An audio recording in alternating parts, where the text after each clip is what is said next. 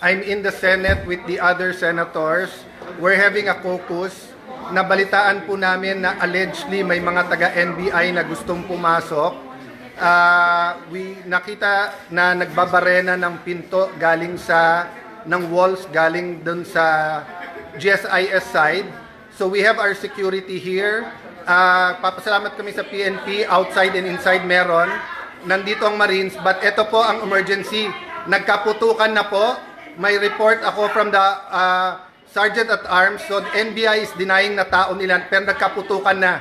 So we don't know what's happening. Everyone's locked in their rooms now.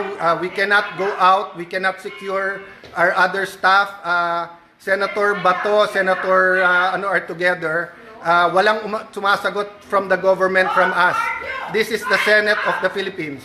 This is the Senate of the Philippines. May putukan na po dito. So sa lahat ng nakikinig, please, DND, DILG, what is happening? NBI, what is happening? Why are we under attack here? I don't know what's happening, but I do not know if I can keep my people safe here. I'm willing to go out. I'm willing to face anyone who is going to serve the warrant or do whatever. I told you, you're welcome to serve. But do not do this. So please help us. Please let us know what is happening here. I will repeat po, kinonfirm ng ating Sergeant at Arms na nagkaputukan na po. Many senators here have the numbers of the AFP Chief of Staff, etc. We're trying to get in touch, no?